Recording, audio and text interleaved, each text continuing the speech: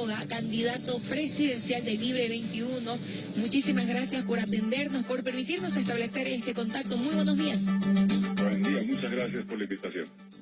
No, un placer para nosotros el poder establecer este contacto, más hablando de la situación que está viviendo el país ahora y justamente lo que manifestaba en relación a las próximas elecciones y a este calendario electoral que parece continuar a pesar de todo lo que estamos viviendo frente a esta pandemia.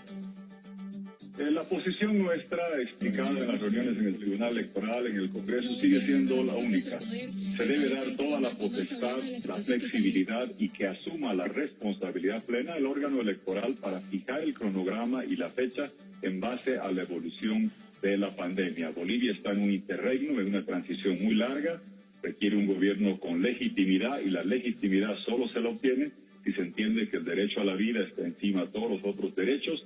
Y tres factores son determinantes: la salud de los jurados, que van a dar varias semanas de su vida para hacer servicio democrático y no pueden hacerlo exponiéndose al contagio; dos, la participación amplia de la ciudadanía para darle legitimidad y fuerza al próximo gobierno; y tres, contar con observación internacional cualificada, porque sabemos que sin ella, el año pasado Evo Morales hubiera robado la presidencia. Reiteramos que el tribunal debe tener esa flexibilidad y hemos llamado a una reunión el 15 de julio, antes de que arranque el cronograma electoral, para con todos los actores, en particular ejecutivo, legislativo, comunidad internacional, se evalúe esa viabilidad en función a la evolución de la pandemia, que sabemos que cambia y sobre todo porque el gobierno va cambiando las proyecciones, van 4 o 5 diferentes fechas y números de contagios en las proyecciones que el gobierno ha ido dando. Por eso hagamos una reunión para evaluar esa viabilidad del cronograma el 15 de julio, antes de exponer a los bolivianos y garantizar legitimidad plena en la próxima elección. Durante todo este tiempo hemos estado escuchando justamente las explicaciones del por qué, y hay cosas que son evidentes, que la población en general lo entiende, ¿no es cierto?, del por qué no se podría celebrar, el riesgo que se está corriendo, el tema económico, la situación crítica que está viviendo el país. Sin embargo, pareciera que hasta este momento estábamos en Bolivia, una tierra de nadie, porque sí se sabían las razones por las cuales no podríamos arriesgarnos a unas elecciones, pero nadie estaba haciendo absolutamente nada. ¿Cuál es el protocolo a seguir según lo que ustedes han planteado ahora en esta situación? Reitero que más que un protocolo es quién tiene la decisión y en base a qué criterios.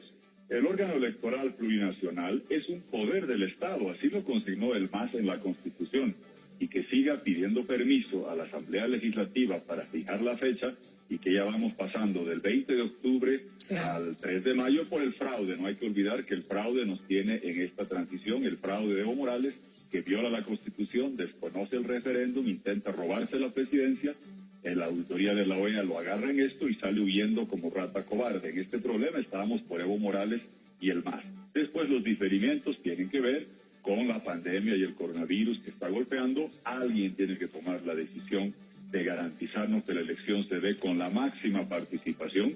No queremos participación esnifeada o muy baja o reducida, que evite que el próximo gobierno cuente con la legitimidad necesaria para, junto con capacidad, credibilidad, solucionar los coletazos de la crisis sanitaria y responder a la crisis económica, como hemos propuesto, con un programa de cooperación externa de $7.000 millones para preservar empleos, salvar las pequeñas y medianas empresas, peluqueras, albañiles, gremialistas, transportistas, empresarios, garantizar que se inyecten recursos a la banca, que vean la parte de la mora, de patrimonio, de liquidez, como hemos hecho en anteriores ocasiones. Es una enorme tarea que le espera al próximo gobierno, pero estamos ahora en un interregno muy complicado, donde a la crisis sanitaria y económica se le agrega la ingobernabilidad por la pugna de ejecutivo-legislativo, por la descoordinación con nivel regional, local, y esa pugna no la va a ganar ni el MAS ni demócratas, la va a ganar el coronavirus y va a perder la salud del pueblo y la economía nacional si no conseguimos un mínimo de entendimiento para todos estos temas: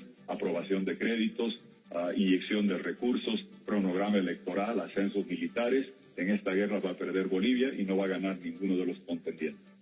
Permíteme, por favor, nosotros vamos a establecer un contacto a nivel nacional con la importancia, ¿no es cierto?, de este tema que estamos tocando ahora. Nuestro colega Juan Carlos Monroy nos acompaña desde la ciudad de La Paz. Adelante, Juan Carlos. Gracias, Desiree. Don Jorge Quiroga, muy buenos días. Gracias por esta entrevista y estos minutos que nos brinda. A ver, al margen de esto, es ya conocido y es bien sabido que el coronavirus ha roto todos los esquemas político-electorales. Va a ser una elección absolutamente diferente en Bolivia. Y para eso me imagino están trabajando. Pero mi pregunta puntual es, antes de la pandemia ya se manejaba la posibilidad de frentes únicos, de la posibilidad de candidaturas que le hagan frente al movimiento al socialismo, a partir incluso de las encuestas que se han conocido últimas, donde le daban una delantera al Partido Azul. En ese sentido, don Jorge, ¿usted sigue teniendo ese criterio que lo había expresado en algún momento de dar un paso al costado o va hasta el final, no, sí o sí, en esta elección? Juan Carlos, jamás he expresado eso porque estoy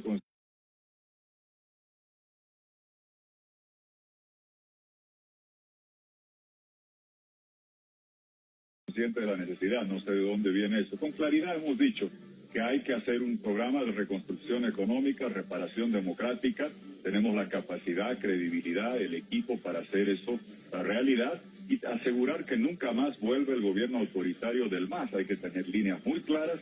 Yo he estado siempre contra este proyecto, defender a Bolivia del asedio de los amigos socios listos, criminales de Evo Morales, que con el Grupo de Puebla, delincuentes como Correa, Samper y tantos otros,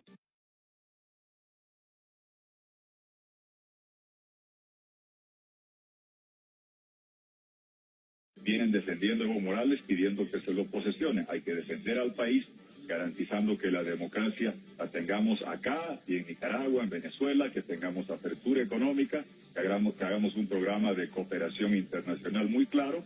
Lo que sí, Juan Carlos, tienes razón, es que conforme pasa el tiempo, la gente se percata que terminó la bonanza, porque el desfalco económico del MAS se farreó 50.000 millones de dólares del gas que le dejamos, con gasoductos, con contratos, con certificación de reservas. Luis Arce fue el cajero de ese desfalco, se farrearon el gas, quemaron las reservas internacionales del Banco Central para sostener un ritmo de gasto fiscal dispendioso. Eso y el hecho que expiró el contrato de gas ya requería el programa de cooperación que planteamos en enero, febrero, y ahora la recesión del coronavirus va a ser más urgente que nunca tener un gobierno con capacidad, credibilidad, decisión, con un programa que pueda garantizar que salvamos la estabilidad, fortalecemos sistemas financieros, evitamos sobresaltos cambiarios y sobre todo que defienda a Bolivia en el concierto internacional del ataque de los remanentes de este socialismo 21, un poco de Venezuela, tristemente las cancillerías de Argentina y México, pero el resto de América Latina y el mundo democrático van a respaldar una sucesión democrática. Con esa claridad estamos en este cometido y ahora me parece que lo que hemos propuesto de hacer de Bolivia corazón integrador, verde, sostenible, digitalizando la economía, haciendo del país la central de las baterías de litio. Hay enormes oportunidades, pero para eso hay que salvar la estabilidad, responder a coletazos del coronavirus, a garantizar esa cooperación que salve la economía, que repare la democracia, y esa es la propuesta que vamos a seguir llevando adelante para el país entero. Bien, me queda claro entonces, don Jorge, que no se va a bajar de la candidatura y va a seguir hasta el final. La segunda consulta que le quiero hacer, usted hace algunos días, la pasada semana, ha planteado una reunión, tengo entendido que para el 15 de julio estaba incluso dando esa fecha, para ir viendo cuál va a ser la situación en el país y si realmente se va a poder o no realizar la elección el 6 de septiembre. Esto antes de la publicación o la implementación del calendario electoral. El calendario ya ha salido la anterior semana y está plenamente vigente. ¿Sigue con este planteamiento? ¿Es posible esta reunión? Claro que sí, porque el planteamiento lo hice, Juan Carlos, en base al calendario. Se sabía, el calendario ya estaba en curso, Juan Carlos, y se interrumpió por el coronavirus y la fecha se ha ido difiriendo. Nuestra posición, reitero, que el Tribunal Electoral asuma la plena responsabilidad y tenga toda la potestad y flexibilidad de fijar la fecha y ajustar el cronograma en base a la evolución de la pandemia y que no sigamos adivinando con proyecciones que van cambiando en cuanto al número máximo de contagios y cuándo se van a dar estos. Esa propuesta, justamente sabiendo que el 24 de julio se reanuda el cronograma, la hemos hecho para evaluar en función a 3 criterios. No te olvides que 200.000 personas van a ir a hacer capacitación de jurados, no como estamos tú y yo, Juan Carlos, por Skype o por Zoom. Tienen que hacerlo física y presencialmente. Es un servicio a la democracia y nadie puede arriesgar la vida por servir a la democracia. Segundo elemento, queremos participación amplia para que el próximo gobierno tenga legitimidad plena, y eso solo se garantiza si la gente no tiene miedo de ir a votar y contagiarse. Tercero, quiero escuchar en esa reunión de la Unión Europea, de la OEA, los detalles de misiones electorales completas de observación que garanticen que no se replique el fraude al que nos ha acostumbrado Evo Morales y el MAS durante 10 años, de llenar actas con la misma letra 5 días antes, pretendiendo que tienen votaciones apabullantes cuando es un fraude que ya ha sido descubierto. Es necesario tener elecciones democráticas para tener nuevo gobierno nacional, gobierno regional.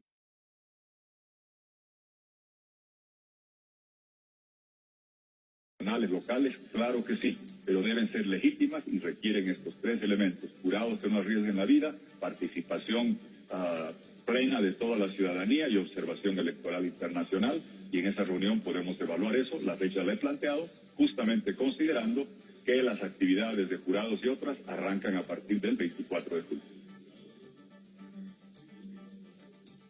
Bien, tenemos consultas también desde Cochabamba. Rodrigo Eguino, estamos contigo, adelante. Muchísimas gracias, Juan Carlos. Señor candidato, ¿qué haría Tuto Quiroga como presidente si es que fuera electo respecto a la pandemia? ¿Cuáles serían las medidas socioeconómicas que asumiría? Porque la pandemia no va a terminar en septiembre. La pandemia no va a terminar con la elección, va a ser materia del próximo gobierno. Tristemente estamos donde estamos y hay un nivel de contagio alto. Desde marzo pedíamos, primero, la cuarentena, y segundo, entendíamos que la cuarentena era un acuerdo entre el Estado y la sociedad. Nos quedábamos en casa para parar la curva de contagio a fin de que el Estado nos dote de equipos de bioseguridad, traiga respiradores para hacer más unidades de terapia intensiva y que incremente el testeo. La clave de la lucha contra la pandemia es laboratorios para testear, rastrear, identificar a los contagiados, aislarlos y tratarlos. Esa es la clave del testeo masivo, y aquí hemos seguido tristemente, cuando en la cuarentena hemos sido el país en Sudamérica que mejor ha cumplido con quedarnos en casa y salirnos de lugares públicos. Según los indicadores de Google y los celulares, fuimos el país que mejor cumplió en Sudamérica la cuarentena, pero seguimos a la saga en test, en laboratorios, y con enormes deficiencias y carencias en la unidad de cuidados intensivos. Estamos donde estamos. Faltan varios meses todavía que van a ser responsabilidad del gobierno de transición. Mi mayor preocupación es que la falta de gobernabilidad está llevando a que de forma criminal el Congreso del MAS niegue el acceso a cooperación y crédito que son necesarios ahora, en estos meses, para atender la crisis sanitaria, y se requiere un entendimiento en esa materia. También mejor coordinación con los niveles regionales y locales. Hay 2 alcaldes en Potosí, no se sabe quién es el director del CEDES, y en esas pugnas y grescas regionales o de poderes, pierde el pueblo, pierde la salud de Bolivia. Hacia adelante hemos planteado es tener un seguro universal de salud en 5 años, especificando dónde se hace el hospitales de segundo nivel, de tercer nivel, institutos especializados de cuarto nivel. Tenemos centros básicos de atención de salud, no erogando millones para traer cubanos, sino construyendo centros básicos de salud que dan la atención al 80% de las dolencias. Lo bueno, me parece, es que va a haber gran cantidad de cooperación sanitaria para que países como el nuestro y otros de América Latina nunca más estén en pañales. Me parece que el próximo gobierno va a tener la oportunidad de hacer no solo lo que planteamos, sino hacerlo más rápido. Un seguro universal de salud, no en 5 años, sino en 3 años, para que nunca más una pandemia como esta nos agarre en pañales después de 14 años del MAS, que prefería hacer palacios, que prefería comprar jets, que prefería hacer canchitas, aeropuertos nombrados Hugo Chávez, desperdiciar el dinero con corrupción, un latrocinio sin límite. Don Evo Morales salió corriendo y no hace más que sabotear los esfuerzos desde su asilo al que cobardemente huyó. Y bueno, tenemos más consultas desde el departamento que ha sido más afectado por el coronavirus, desde Santa Cruz. Deciría, adelante.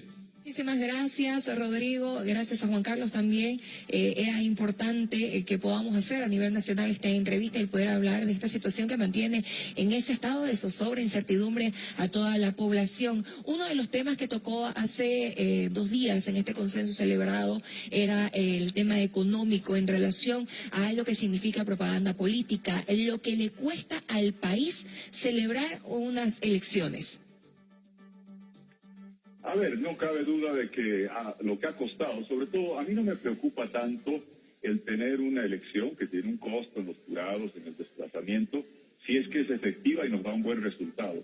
¿Qué es lo que he señalado respecto a la propaganda electoral que se da para alianzas? Que sí, el día que se anunció que se le iba a dar, manifestamos que no estábamos de acuerdo porque ante el coronavirus, la falta de respiradores, la falta de equipos de bioseguridad, iba a ser un puñal en el corazón del personal médico, de los policías, de los militares, de la gente que está trabajando sin los equipos necesarios, de aquellos que están con sus familiares en puertas de hospitales, esperar a ver si hay atención, que le digan que no hay respiradores, ver que no hay máscaras, ver que no hay guantes, ver que no hay barbijos, y ver en la televisión propaganda pagada con dinero que podía haber sido destinado a la salud, hubiera sido una contradicción enorme. Pero hay que ser consistente. Hay varias alianzas, y una de ellas es el Poder Ejecutivo, que hace copiosa y abundante propaganda electoral, siguiendo el mal ejemplo del MAS.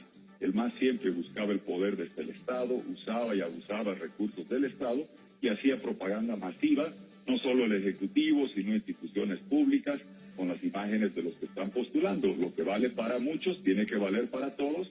He propuesto que se suspenda toda la propaganda electoral, no solo el dinero que se da a las alianzas para que hagan su propaganda, esto está suspendido y se va a aprobar en el Congreso, pero también la del Ejecutivo. Ojo, gobernaciones y municipios que a veces están en la contienda o preparándose para futuro, también están abusando de este recurso. La austeridad y evitar la propaganda debe valer para todos los actores.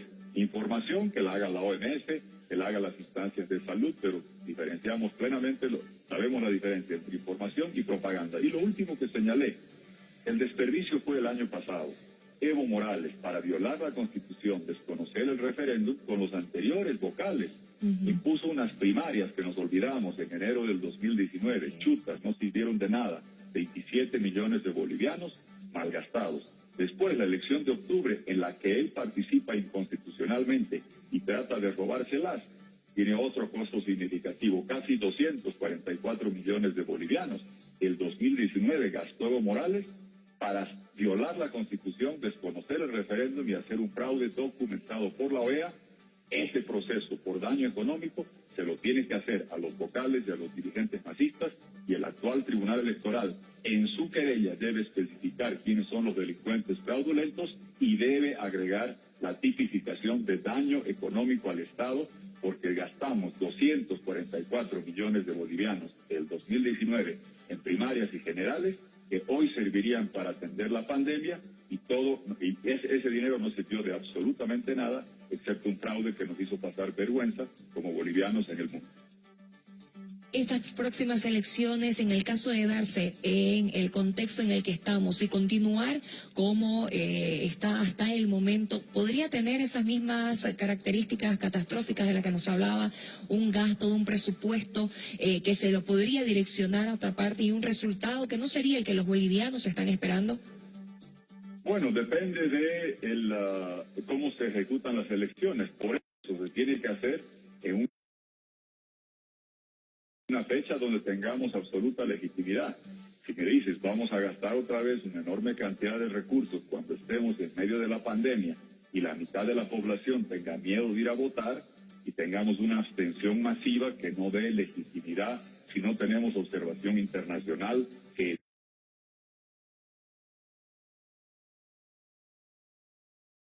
evite el fraude del relleno de actas que siempre ha hecho el movimiento al socialismo hace 10 años, claro, existe la posibilidad que estás mencionando. Por eso hemos enfatizado que antes de que arranquen las actividades se haga esta evaluación para garantizar salud de los jurados, participación plena de todos los ciudadanos sin arriesgar la vida y observación electoral internacional que evite que el MAS vuelva a las andanzas de rellenar actas 4 días antes, diciendo 100% de participación, 90% de votación para el MAS, fraude que ha sido demostrado, comprobado y expuesto ante el mundo entero, y no queremos que se repita más.